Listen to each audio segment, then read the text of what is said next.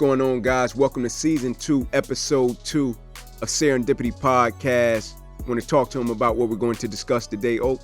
You know what it is. You done seen it before. In today's episode, we're going to talk about the power of gratitude and how being grateful will change one's existence, one's life, one's perspective.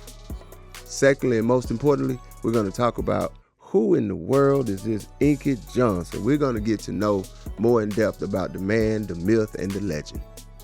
Make sure you guys follow us on Instagram at Serendipity with Inky Johnson, as well as all podcast platforms, Serendipity with Inky Johnson. Be sure to like, comment, share, and subscribe. We hope you guys enjoy the show. Peace. What's going on, guys? Welcome to Serendipity Podcast, Season 2, Episode 2. I'm Ink. Talk to the people, man. I'm Oak. Glad to be here, brother. Yes, sir. Going to get at it one more time, and hope we can get the people something that they can use and walk on down the road with, brother. No doubt. How you feeling, man? How your day going? Oh, going with that, man. Yeah. No, for real, man. I'm great. I feel wonderful in this moment. Yeah. You know, blessed, but more importantly than blessed is I'm grateful. Yeah. I'm grateful. Just grateful to be here. Grateful to chop it up with you, man. Just to be in the number, as the folks say. No question. Yeah. No question. Yeah. You know, my word, man, I picked a word at the beginning of this year, and my word was grateful. You know, that was the word that I was going to try to go throughout life with, man, situations, circumstances. That was my word for 2021, right? Mm-hmm. Grateful because of what the world had experienced 2020, but also coming into 2021. I wanted to approach everything with a spirit of gratitude, waking up with it on my heart and mind and going to bed with it on my heart and mind. And so now that you say that, like, that resonates heavy. But you know, we had chopped it up and did this the first season, our episode, question. right? And we was talking, and I don't know, I can't remember when, it may be in March, whatever. Mm. And you hit me with it, about you were grateful. And then it was a passage, one of the passages that you shared with me and Isaiah. It was talking about gratitude. Mm-hmm. And I said, sometimes being a teacher, the best teacher I can be is when I become a student. Mm. So you, brother, put that on my heart. Yeah. This notion of gratitude, and I just been running with it. And the thing is, I've been running with it, and ever since, maybe about 2.5 months ago, it seems like, the universe just been bending my way because I've just focused on gratitude. Like, same things have happened in life. Yeah. Good stuff, bad stuff, whatever good and bad is. But the feelings and really just being in a good place, man, no doubt, I attribute it to that notion of gratitude. Yeah. Like, and I was talking to my mentor, my barber.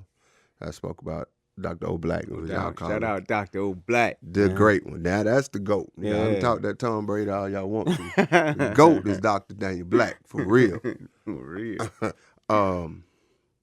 But I was talking to him about how, like, gratitude is not necessarily just an emotion, right? Yep. Or a concept. It's a principle. Absolutely. Because when you were saying, like, regardless of what happens, you're still grateful. No question. No matter how good it is, or, you can be in down in the valley, but still be grateful. Absolutely. And for me, that concept, and I've been toiling on it, right? It's really that's what prayer is. Yeah. Prayer is just saying thank you. Yeah. To whomever you want to say thank you to. For me, thank you, God. Yeah. Thank you for what? Thank you that I can say thank you. Existence. Right. Existence. Yeah. So, and how it plays out in a day-to-day fashion is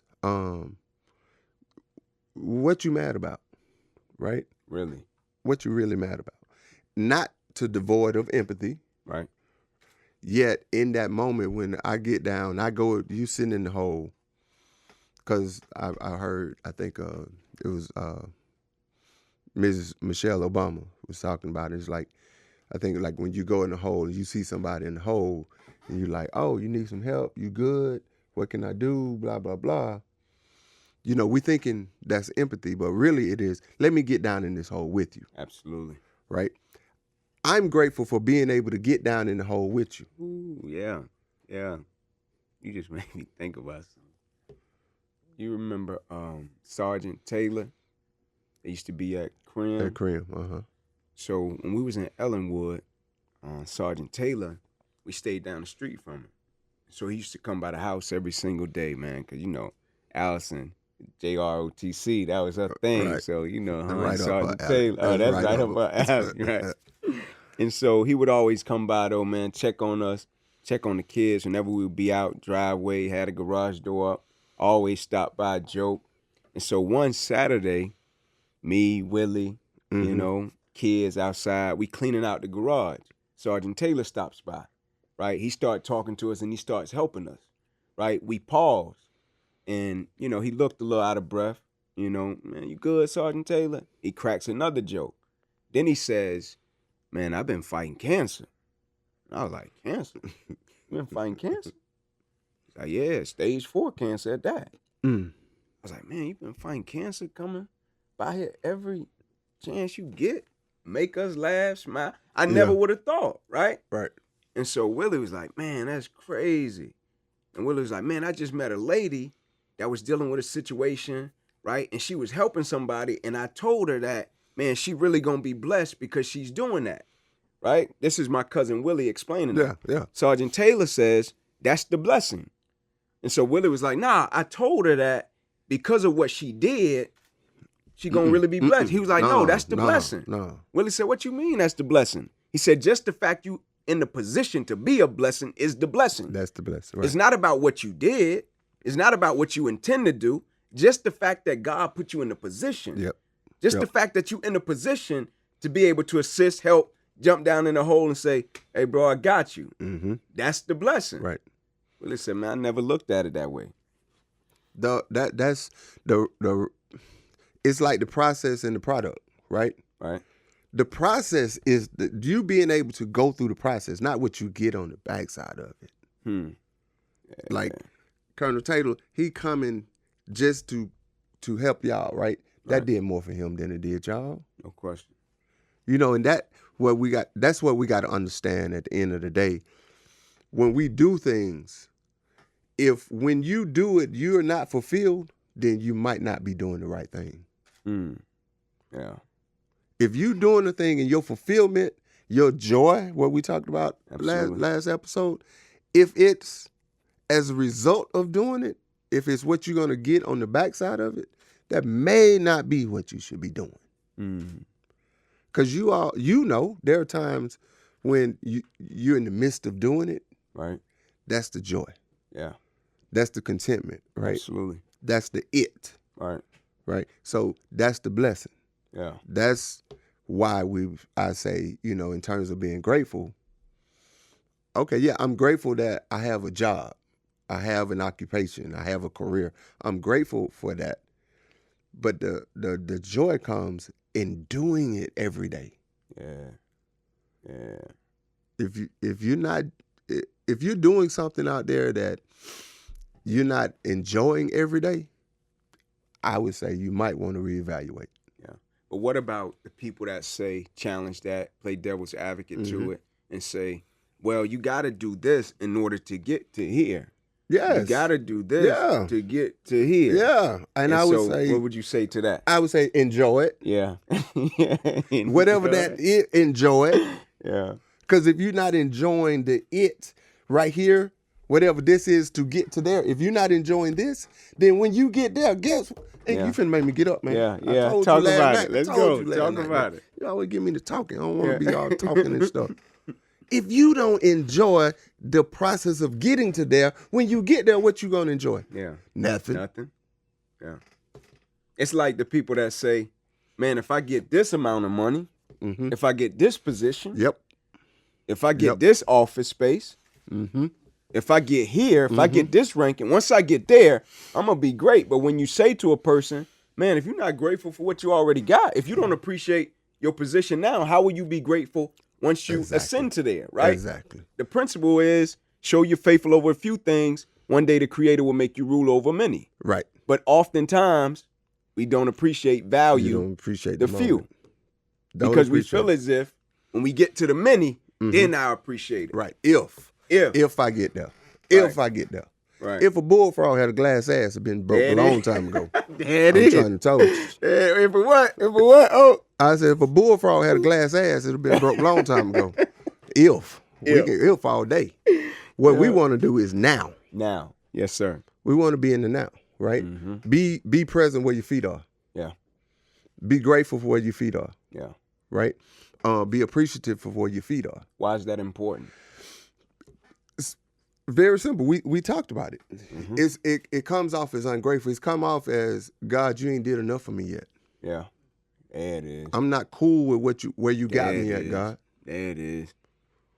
So, and then sometimes God will give it to you because, you know, that's what you say you want, you give it to you. Yeah. Right? As old folks say, be careful what you wish for.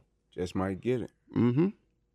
Just might get it. You just might get it because you don't have the wisdom, you don't have the maturity to wish for the right things that's going to benefit you, that's going to nurture you, right? So when you get it, then you find yourself in a worse off situation. Yeah. I mean, man, we gonna be real. Yeah. Okay. That's the only way to be. So I was an assistant principal at Crawford Long. Okay. Middle School, Atlanta, Georgia. Shout out Cleveland Avenue. Love Cleveland it. Love them kids today. Love the people over there today. Still go over and coach, you know. But anyway, I wrote it down. I want to be the principal. I wrote it on paper. Write it down, made it plain. Principal at Young Middle School. You know how God do. He gave you what you want. Yeah. I didn't have the maturity. I didn't come with the support, my folk support, and ended up in a very disadvantageous situation where I had to resign. Yeah. But in looking back on it, it's because I wasn't ready for it, but I asked for it. God gave it to me. That's what we mean when we say, be careful what you ask for. Yeah. You just might get it. Yeah. Yeah. I heard that boy Jake say, TD Jakes, that is, say, a blessing too soon is not a blessing at all. Right. And that what comes to mind when I hear you speak and say that, right? Even us as people, it's certain things we want, we wish, we ask for.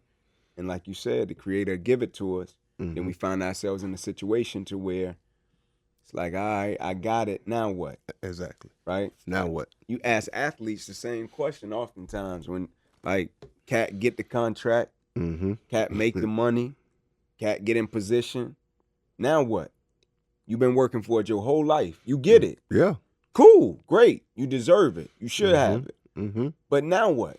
Yep. Right? What drives you? Yep. What makes you show up every single day? Right? Because if it's about positions and titles, superficial, materialistic, I think we all know that ain't something that can sustain. No. Drive, dedication, commitment, the concrete level of commitment, right? To stay true to what we said we wanted to do long after the mood we set it in has left, right? And so, yeah, that's good, man. I love that. So this is, I guess for me, man, another thing that I was contemplating, right? Just shooting at, you taught and world renowned and all of that stuff. You that guy. You know, we gonna go on and put that out there. You know what I'm saying? You are that guy, period, point blank. But in watching these different, videos and YouTube clips and this, that, and the third, what came to me is people still don't know who Incorrius is. Who's Incorrius? Yeah. Who's Incorrius Johnson? That guy, like your story, they know your story. Yeah. People, I can tell you everything about Michael Jordan, backwards and forwards, but I don't know Michael Jeffrey Jordan. You know what I'm saying? No doubt. Right? People don't know you. Who are you? Man, who the hell is you anyway? That's all I want to know. Oh, man, at its core, I'm a guy, man, that's trying to be better. Every day and everything I touch and everything I do, I'm just trying to be better, right? And that spirit has drove me my whole life and everything I've been a part of and everything I've been connected to. Quite obviously, husband, father, son, friend. But at my core, who I am, I'm just a man that's trying to be better every single day, right? Got an unquenchable thirst to be better and acknowledges that that's not perfection. Right. Not perfect. I'm flawed, but I'm trying to be better every single day. And so the product that the world sees when I step on the stage and I speak, the product that the world sees when I played this sport called football, or in my younger years, other people saw me play various sports. The product that they see, and many have come to, like, love, whatever the case may be, is just the product of a cat that's trying to show up every single day and be better, So that was shaped by circumstances and the people that. Let me ask you this, brother. Help mold them. Why did you get up when I would come pick you up at 6 a.m. to go play ball? Why did you get up though? Yeah. Like, you could have very easily been like, oh man, I ain't going today. No doubt. I'm good. Yeah. But why were you there? Or, hey mom, drop me off. You see the truck, I'm there at the school, just my truck there, drop me off, and you come. You showed up every day, every morning, before 6:30. Mm-hmm. Why? Yeah. What is it about you that makes you do that? And how does that connect to who you are today? Yeah. So what he's speaking of is when I was young, middle school, throughout high school, he started picking me up and playing me in a game of one-on-one basketball, reading me Proverbs, teaching me about life before school started. And he did that until I graduated high school. And some mornings my mom would drop me off, we'd see his truck, and he'd already be in the gym shooting and just teaching me about life. I feel like the thing that's helped me the most is my ability to listen and trust those that have more experience about life, situations, and circumstances than me. But also, I got a level of loyalty in me, that when people help me or do something for me or takes a personal interest in me and say, hey man, you got it, right? I'm going to help you get there. Yeah. It's something inside of me that says, man, I don't want to let this cat down, right? I want to honor that investment. More so, I want to give them a return on their investment. Like, just to be real about it, when I got hurt, like, the game was one thing, right? When I got injured September 9th, 2006, my career ended, paralyzed my right arm and hand. That was one element of it. But the part that hurt, it wasn't the injury. The injury was the injury. I know, go on to say it. The injury was the injury. The injury wasn't even the part that hurt the most. You're right. Atrophy, staples, took out my right pec. That wasn't what hurt the most. The part that hurt me because of who I am the most was, man, I felt like in the moment, I couldn't pay those back that helped me get in that position, right? Now, with my limited understanding at that time payback was, I'm going to make it to the league. Man, I'm finna help. I'm going to cash him out. I'm going to look out for him, right? And it was you guys that told me, like, bro, you don't owe me nothing. Exactly. Like, you don't owe us nothing. The only thing we want from you is for you to finish what you started. The only thing we want from you, pick up the pieces and move forward. Yeah. That's what I've been driven by my whole life, right? And so that's what makes me who I am, man. I got a level of loyalty in me that when people see something in me that I can't see in myself, I want to give you a return on that investment. That's my drive to be great, right? It's always been cultivated by that. Yeah. What made you pick me up in the morning? What made you say, hey, man, I'm going to walk with you, young blood. I'm going to help you. I'm going to shape, I'm going to mold you. I'm going to try to get you there. Because the average cat wouldn't do that, and you didn't have to, right? I wasn't your son. You know what I'm saying? I wasn't somebody that you had to feel obligated to help. And so what made you say, young blood, I'm going to walk with you? Not only that year of 8th grade, we talking about you did this until I graduated high school. That's a long time. That's a lot of days of consistency. Man, I think who you are. You know, I honestly, I just left. I had a young Thundercat, Ahmad, in my office this morning. Yeah. Teacher brought him to my office, and I was telling him that the teacher was there, right there with us. And I was like, the teacher is on you every day because you have it. See, when you see it, you can't deny it. Yeah. You can't run from it. I can't run from it. It was like, bruh, you know, of course, no disrespect, but I saw God. I saw a piece of God. It was like, okay, this who I'm supposed to get with. I'm supposed to. Remember now, you didn't play football. Right. At Corn, you over at Tucker. Yep. So little South sucker. You know what I'm saying? No pressure. No pressure. Yeah. But then we played basketball. We played basketball at Corn, but in class, just checking you out. You wasn't gonna make the 100, but you were gonna work like a dog to get your 88. Yeah. Much respect. You know what I'm saying? I could see it. Yeah. So there was a want to about you, a dog in you. Yeah. You know, what we use in the athletic realm. There was a dog in you that was undeniable. And me, my contract was anybody that you send before me, God, that want it, it's my obligation to give it. Yeah. So that's the broad sense. And then it was easy. It was easy, hanging out, playing, talking, getting it. Just like now, the energy you giving me makes me continue to talk. I don't like talking. You think I be playing when I'm saying, man, I just want to sit on the porch and watch the grass grow. No doubt. But the energy you give me makes me just want to just give you more. So it's almost like you're asking for it.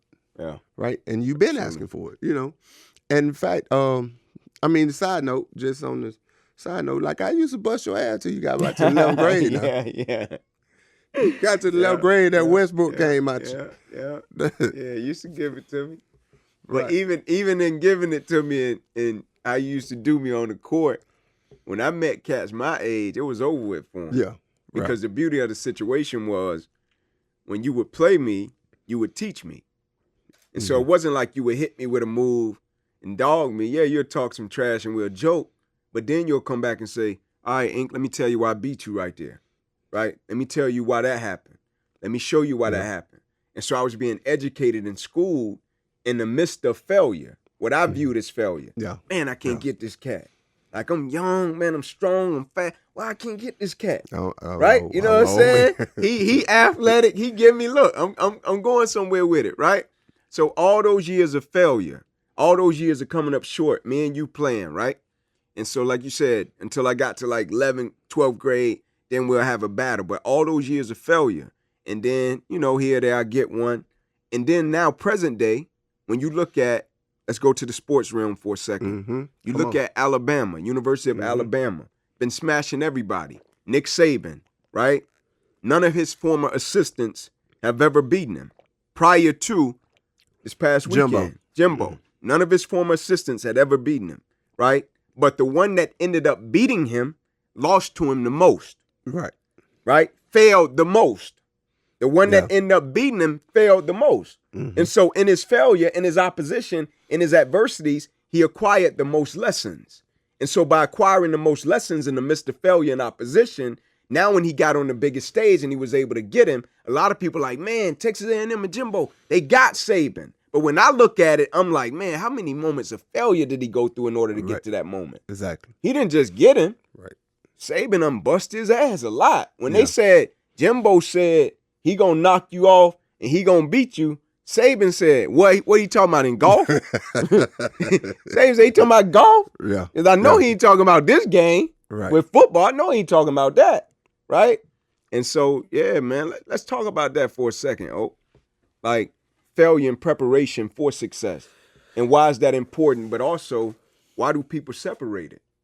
Right? People look at failure and whatever we deem to be success. I believe it's individual. But why do people look at it as two separate things? Okay, I don't want to go too far down the rabbit hole, but we are a binary culture. Okay. Right? Which means we believe in there's a right and there's a wrong, there's a good and there's a bad. As opposed to all of it working together for the good. Right. It's really a European concept. Okay. Where there's a good and bad, where there's a difference between, you winning and losing.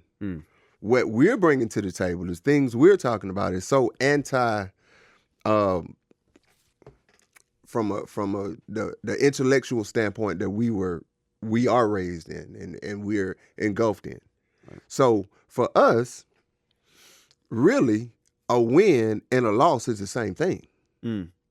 Because the win is not the end, the loss is not the end. It's the lessons you get from each. Yeah. Right? So somewhere, I can't speak for the great Nick Saban. Yeah. But I bet you, again, $1 the donut, sir. Yeah. I bet you he is talking to his boys today about the rat poison. Y'all ate the rat poison. Yeah. You believe you were better than what you were. You believe you were better than your work, than the work you put in. Right? Yeah. So there's no, to him, and that's why, in our other conversations, I say people like him and Belichick and Popovich, them cats that really are teaching life. It just happens to be through football, basketball, or athletics. Those folks who are teaching life are really trying to instill in people the value of the process. Right. That there's no difference between winning and losing. That's the same thing. Like I say, Steph Curry shoots a shot. I really believe he don't care whether it's go in or not. He cares whether he's doing the right thing. Right. Is the fundamentals correct? Yeah. Right. So it's so anti-culture. Yeah. To believe that I won. Like, okay, my favorite team, my home team, I'm Georgia born, Georgia bred till I'm Georgia dead. Yeah. And not one time since Saturday have it dawned on me, okay, we number one team in the country. I don't care. What I do care about is I like the way that they play.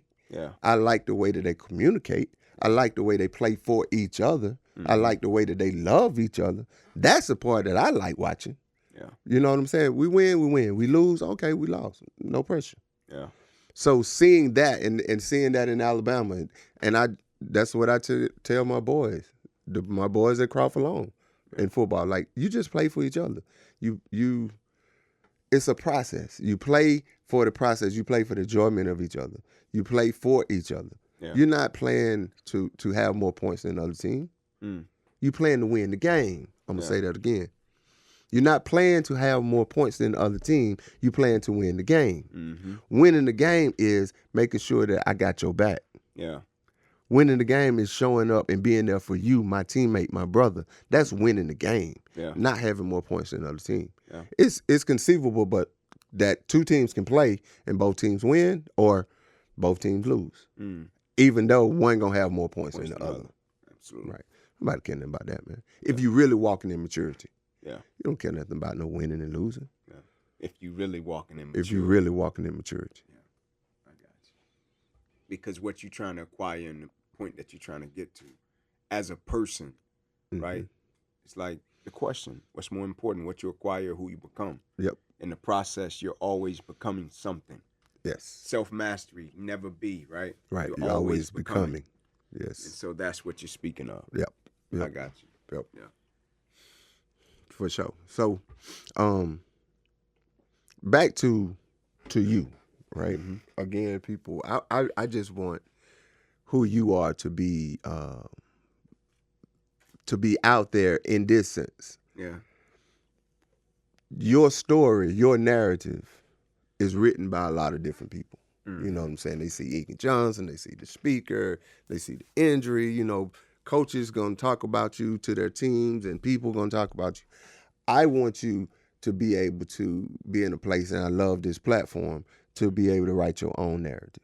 Absolutely. And the power of what it means to be able to write your own narrative. Like speaking yourself into existence. Yeah. Right? Because everyone, right, of divinity, right? If you understand yourself to be of divinity, then you are the one that is supposed to write your story. Absolutely. So, like, for instance, high school, Crim High. Tell me about Crim High. Yeah. Beautiful place. Beautiful place. I'm sorry, Alonzo A. Crim. A. Crim. Yeah. Right? Yeah. The great Alonzo A. Crim. Absolutely.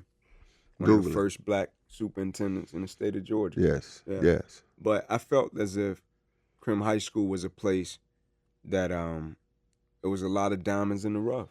A lot of beautiful people that could accomplish some great things if they knew their story, who they were, what what they were capable of, more importantly, what they were made of.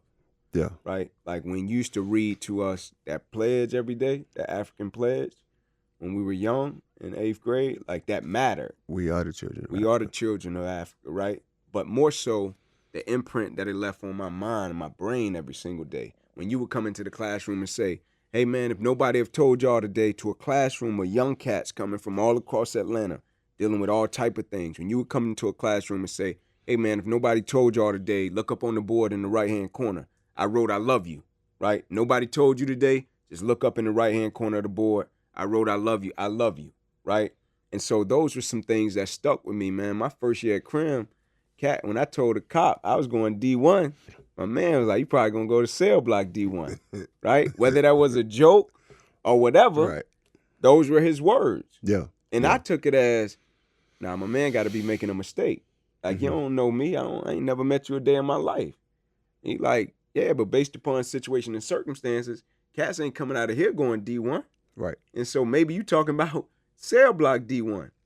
And in that moment, I'm like everything in me, well, I'm going to make you eat them words. Yes, sir. And so when my mom came to me and said, hey, Ink, we want to transfer you across town to Tucker, they said if you come play ball, they'll give you a scholarship to Georgia. Nobody in my family had been to college. Mm-hmm. Great opportunity. I understood it. Mom had me 16. She want me to go to college. She working. She like, man, this could be Ink. Going to college. First one in our family. Beautiful. I'm like, Mom, I think I can make it from Crim. She's like, Ink, cats ain't going to Crim like that. I'm like, yeah, but I think I can do it. For a number of reasons. Not just what I'm capable of, but I'm being fueled by the people that saw something in me when I couldn't see it in myself. But also what drove me was when I would see my peers. When I knew my cousins had to come to that same school. Man, if I can make it, these cats can believe they can make it. Yeah, yeah. Oak, I used to cry after the game, man. I used to cry when we lost, man. Why so? I used to cry, bro.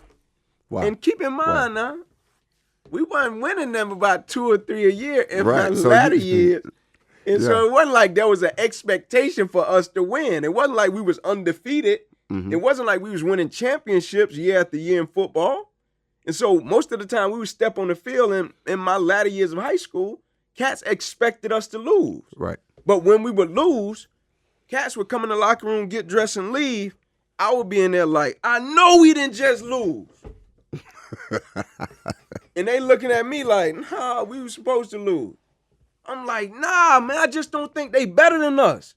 Like, I know we didn't just lose. And my message to them was, man, do you know what you made out of? Do you know where you come from? Like, I can't see Paideia beating me. Yeah. I can't. It ain't nothing against Paideia. I can't see Westminster beating me. I can't. It ain't nothing against them. I can't see Pace Academy stepping on a court field diamond and beating me.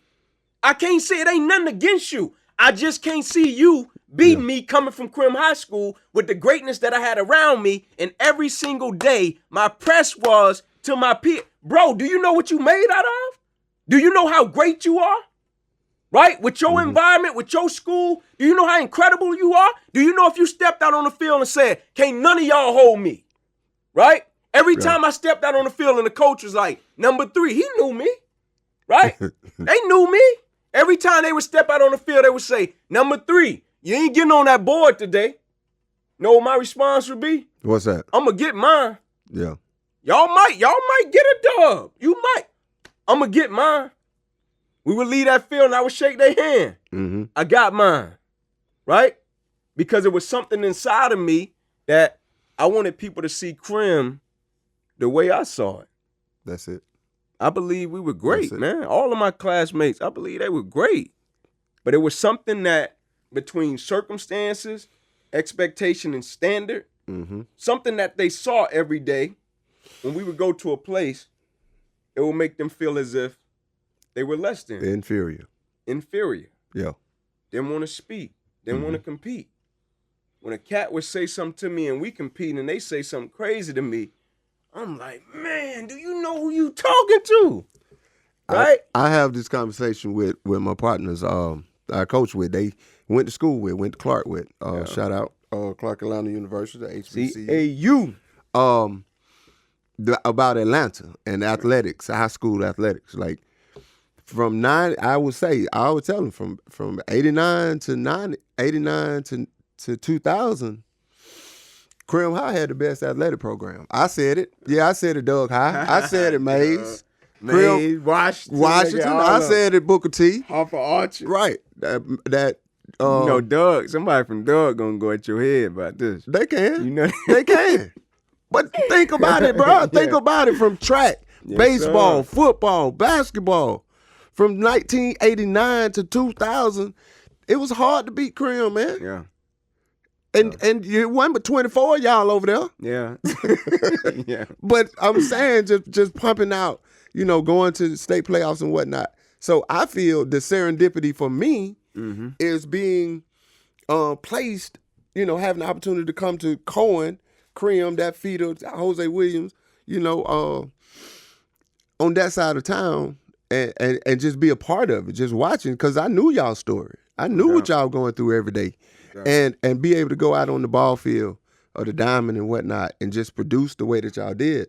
And even for me being in high school at the time in the mid-90s, understanding and watching and hearing about what Crim was still doing, man, y'all was tough, man. Y'all were tough. Y'all were tough. And so I understand what you're saying when you coming along, but talk about, like, you had your uncles now, your dad and them that played.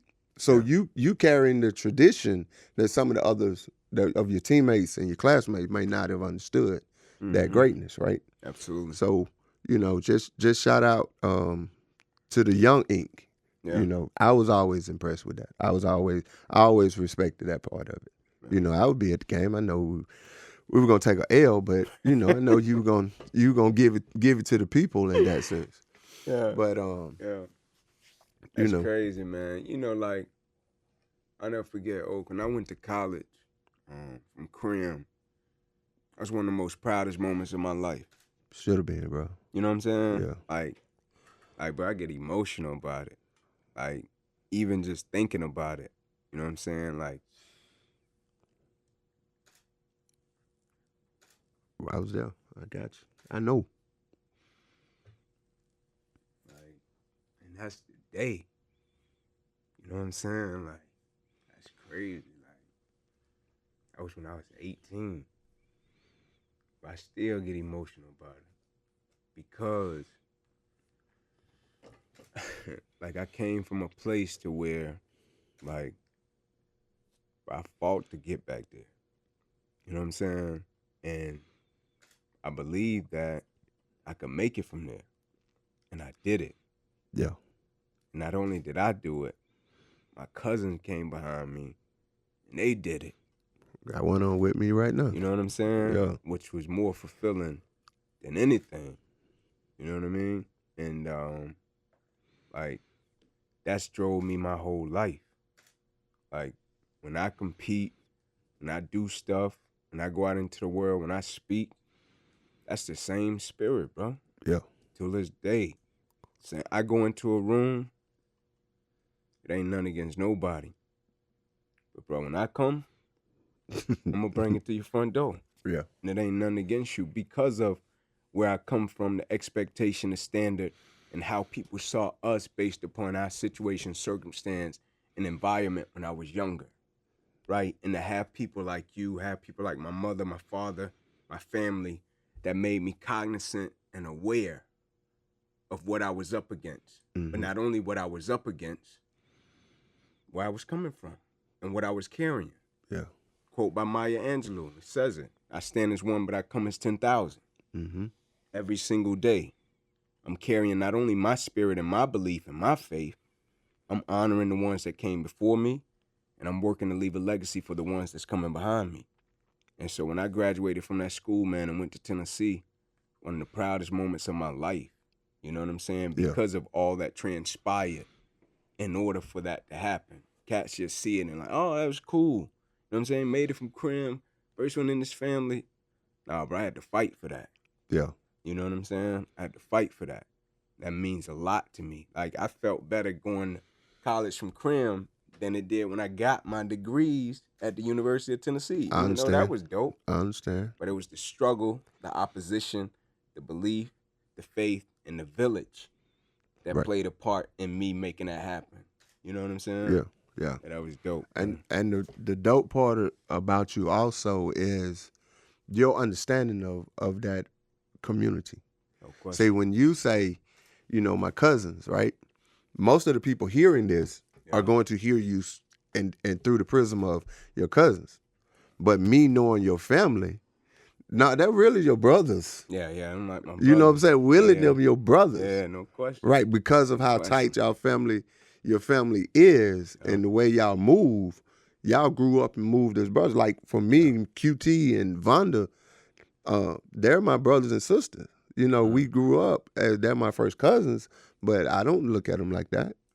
Yeah. That the close knit of our relationship. So when you carrying that torch for them, I fully get it. And two different generations, we 10 years apart, but our stories and our circumstances are very similar.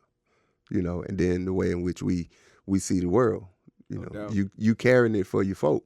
Absolutely. Right? That's just your assignment. Yep. And the fact that you embraced it. So going back to, when you asked me why you, because I could see it. I could feel it. I could feel it from you. You know what I'm saying? The it being, you understand that this is something bigger than Inquarius. This is something bigger than yourself. Yeah. Right? Then that was easy to rock with. Yeah. Easy to rock with, man. Yeah, I just, going forward, because like people need to know you, man. No doubt. You know what I'm saying? Because, and what I mean by that is, what they get from you, it makes them feel good. Mm-hmm. It inspires, it motivates. Yeah. Wonderful. We ain't taking nothing away from that. But at the end of the day, you still a man. Absolutely. You know what I'm saying? You still a father. You still got struggles. Yep. You still got feelings. Yep. Because we have a tendency in America to pedestalize people and things, right? Yep. We'll pedestalize Jesus. Yeah. Yeah. Instead of walking like Jesus. Yeah. Yeah. So it's like, oh, Ink said that and made me feel good. I'm going to go woo, woo. But shit, man, Ink struggling. Yeah, man. And Ink overcame that struggle. Yeah. That's the real testimony. No doubt. That's when you get to the gates of heaven. That's going to be the testimony. No question. So, yeah, man, just appreciate, I appreciate you just sharing a little bit. Yeah, I just wanted to bring that out. That's it. Yeah. Just man, like, it's beautiful that you even brought that up. Like, I'll never forget, I spoke to the Ravens, and Steve Smith was playing for him then. And I spoke to him, and had a beautiful time, man. And me and him connected. And that was years ago. I talked to him last year, and he was like, man, the most powerful part about what you spoke about was when you was vulnerable and transparent. He's like, as powerful as I felt the presentation was, when you was vulnerable and transparent, like that opened me up in such a way that I had never been touched before. Because as men, macho, bravado, hope, you know what I'm saying? You gonna walk down that road today. Always gotta have you know what I'm saying? We always gotta be well put together. That's the road you want to walk down today. Yes, sir. Because of this, because of the time, the space, and place that we're in the world, right? Like with men that have had just the world in general, but we speaking to men right now, right? What's happened over the past year and a half, coming up on 2 years, right? The power of vulnerability and transparency. Why don't we see that as often in natural dialogue or just period? The first thing we see it as weakness. Yeah, just a misconception, miscommunication, part of the, as Nick Saban called it, rat poison, to be vulnerable, to be open, is weak, as what people think, right? People perceive. Yeah. So that's one of the teachings that we have to make sure that we're cognizant of with Lil Ink and all the other young Thundercats, that, be vulnerable. How you feel, man? Like, for real, what you feeling? Yeah. What you thinking? Yeah. Right? And to talk about it, to process it. Because, and another reason, especially when you start talking about men of color, black men, people of African descent, we're such a traumatic people. Yeah. We carrying trauma. Absolutely. Day in, day out, moment to moment, that is almost like you got to just hold it. Yeah. To just keep from just almost falling apart. Yeah. At any moment. Like, right. A cat can just snap at any moment, or a cat can just break down at any moment, because you don't know what they're carrying, what they got on inside of them, what the weight that's on their shoulders. Mm-hmm. So it's almost like a defense mechanism also. Mm-hmm. Let me not be open. Yeah. Let me just carry this and go on to my corner. Let me get through the world, get through the day, moving through the world, and just get back to my corner and do whatever. Yeah. But the beauty of being transparent and being vulnerable is, for me, I'm able to continuously try to walk through it, is my kids deserve it. Mm. My kids Absolutely. deserve it, right? Absolutely. My other three, like last week we were talking about my biologicals, right? I also got 3 adopted. Right. Shaquarius, shout out Big Head. He's sorry. Jaquez and Jasmine, but anyway, for them to always, my thing is always for them to see me in the most vulnerable state. Absolutely. I want them to see me at my weakest point. Yeah. I wanted them to see me like when I've like recently I fell hard. Yeah. Just life circumstances, I fell hard. Yeah. And I wanted them to see me. Because guess what? My self-efficacy and my faith and my belief was, this is a small thing to me. Right. I'm going to get past it, right? Mm-hmm. But the purpose for me in wanting them to see it was, life is going to hit you. Absolutely. And then you see an example of getting up from it. Absolutely. Right? Yeah. That's one of the tenets of vulnerability. Yeah.